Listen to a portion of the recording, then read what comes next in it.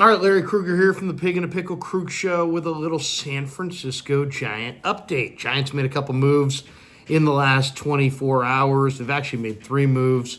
They picked up a minor league outfielder from the Reds, Hopkins, who to me looks like he could play a little center. He's got a little power. Not a lot there, though. I mean, Hopkins doesn't move the needle for me at all. But they did make a couple other moves I thought were kind of interesting. The Giants signed free agent catcher Tom Murphy, and if that name rings a bell, it's because the Giants actually claimed him off waivers. He was a Giant for 4 days in the 2019 season before they opted to trade him. This time they signed him to a 2-year contract with a club option for 2026. He's guaranteed $8.25 million on the deal. There's a $250,000 buyout on the club option. The deal could be worth as much as $12 million. He spent the last 5 seasons with the Seattle Mariners. He's a right-handed hitting catcher with power. And he's been one of the most productive power bats among catchers that are available this offseason. In 807 plate appearances with Seattle, Murphy hit 38 home runs. He hit 250 in what I would call a very pitcher-friendly ballpark up in Seattle. His problem is that he's battled a lot of injuries. He's had numerous injuries. He's had a fractured left foot. He missed time with a dislocated left shoulder. He had a sprained left thumb last year, which cost him the rest of his year. The foot injury cost him the entire shortened season. And then he was limited to 14 games in 2022 due to the shoulder injury. And then last year, that thumb injury that he suffered roughly, and I guess the middle of August, ended his year. So he didn't play from the middle of August on. Now, for the Giants, we all know the story. Patrick Bailey's their number one catcher. He's going to be their number one catcher. He's a great young prospect who's really good defensively and has a lot of potential offensively. Murphy is going to be his backup. There's no question. I mean, he's a 32-year-old. He'll be 32 in April. Murphy will be. He's rated below average as a pitch framer, so he's not considered an outstanding pitch framer behind the plate. He didn't throw out hardly anybody. In fact, he threw out only 1 of 28 attempted base stealers in 2023. Now, how much of that was him? How much of that was Seattle's pitching staff? It's very difficult to say. StatCast ranked Murphy 69th out of 74 catchers in average pop time to second base. So he's not really known for his framing or for his throwing. He's really a right-handed power bat. That's what he brings to the table. Now, what does this mean? What it really means is that the Joey Bart era for the Giants is going to come to an end. I mean, it's highly likely now that Joey Bart is going to be traded. And that's disappointing because Bart has a lot of power potential. Giants fans thought that he was going to be the catcher of the future. He was the second pick overall in the 2018 amateur draft. And he just hasn't hit. He hit 162 in 162 major league games. He's out of minor league options. So that's really the key. If the Giants decide that he needs more minor league seasoning next year, they gotta push him through waivers, and he's not going to clear waivers. So he almost has to be traded this offseason to get any value for him, and I do expect that he will be traded. Blake Sable, who was a Rule 5 draft choice last year, will be their number 3 catcher. And the Giants remain about $45 million below next season's lowest luxury tax threshold. So they still have obviously a number of dollars to spend on free agents, but they signed Tom Murphy to a nice, reasonable deal. Murphy was born in New York. He went to SUNY Buffalo. He was drafted by the Rockies in the 3rd round in the 2012 draft. And, he's considered to be a good leader.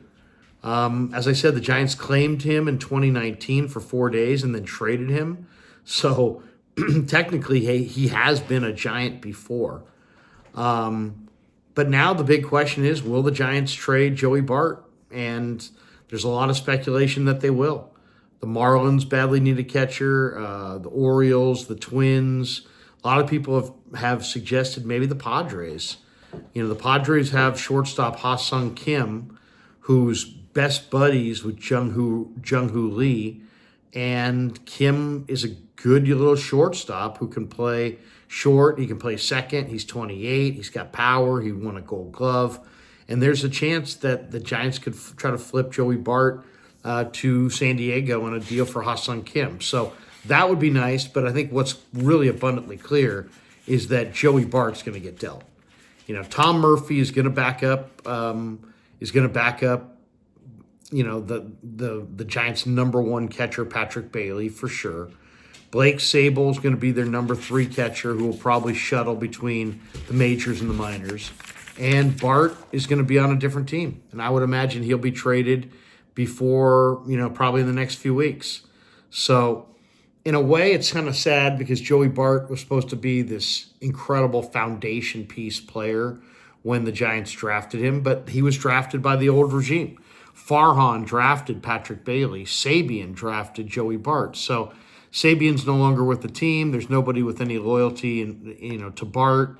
Bart's got tremendous bat speed, but he's never really translated that bat speed into home runs.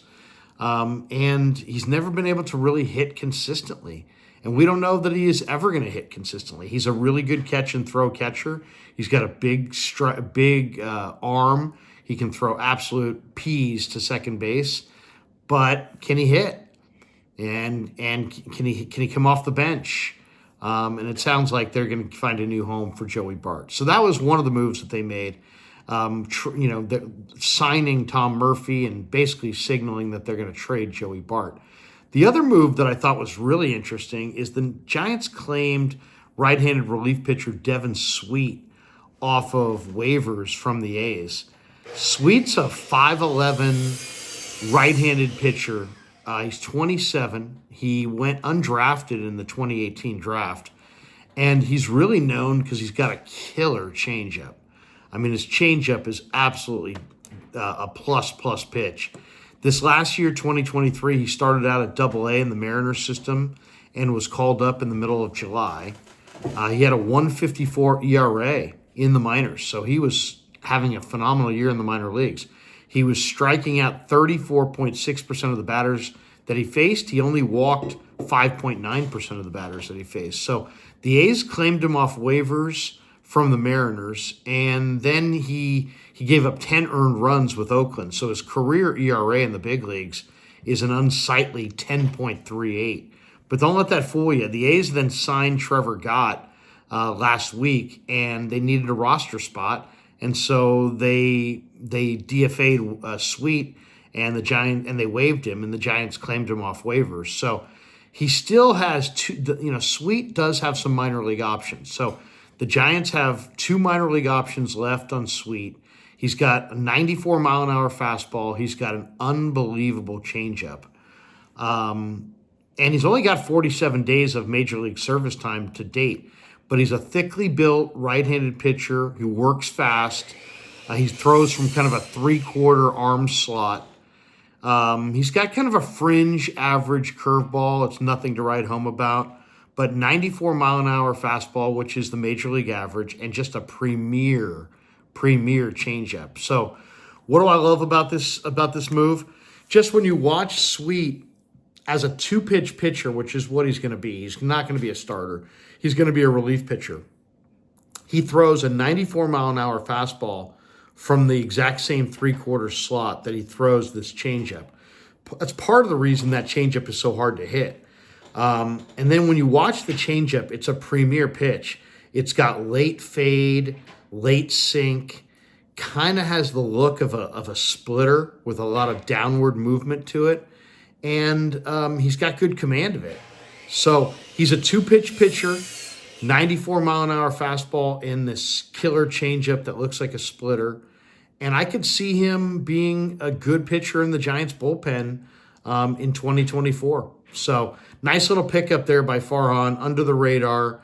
If he's healthy and shows up in spring training, his 2-pitch mix could get guys out at the major league level, and he could be a guy that the Giants, use either in a part-time role or maybe even a full-time role in their bullpen in 2024. So I really like the Devin Sweet pickup from the A's.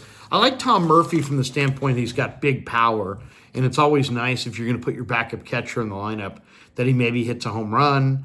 It also does establish a surplus, which will allow the Giants to trade Joey Bart either for a reliever that they need or a shortstop that they're looking for or an outfielder. And I think just because of the lack of catchers around baseball and Bart's, power potential and high draft pedigree, there'll probably be 3 or 4 teams that have interest in Joey Bart. So I like the Tom Murphy pickup just from the standpoint they will be able to now move Joey Bart for probably a good piece. I like the Sweet pickup because the 2-pitch mix may make him a pretty good relief pitcher.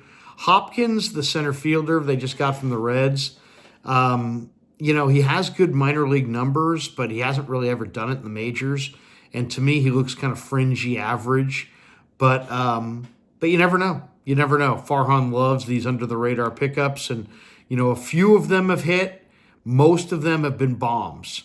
Literally, you could name 250 guys that he has signed to minor league deals since he's been the general manager, most of which you've never heard before, and almost all of which you have done absolutely zero. So don't have tons of belief that Hopkins is going to be a major player in the Giants outfield, but you never know. And Murphy will give the Giants some power as the backup catcher. He'll give them some depth. They can trade Joey Bart, and Sweet may give them a decent reliever. So there you are. You're fully updated. There's still a lot of talk that the Giants are very much in the Yamamoto sweepstakes. Bob Nightingale says that, as soon as Yamamoto's deal gets announced, that the Giants are front and center on Blake Snell. We're going to find out about that. To me, they still need several offensive additions to even be a mediocre offensive club, so I'll be looking for that. But you're fully updated now on all that is off-season Giants baseball. All right, thanks to Pig and a Pickle for being the title sponsor of The Krug Show. Check them out in Emeryville and Corte Madera. They're open 7 days a week from 11 a.m. till 8 p.m. or until they run out. And thanks to Underdog Fantasy for being the sponsor of this video. Check that link in the description and use the promo code KRUG, K-R-U-E-G, and they will match you up to your first $100. And thanks to all you guys for supporting The Krug Show on YouTube.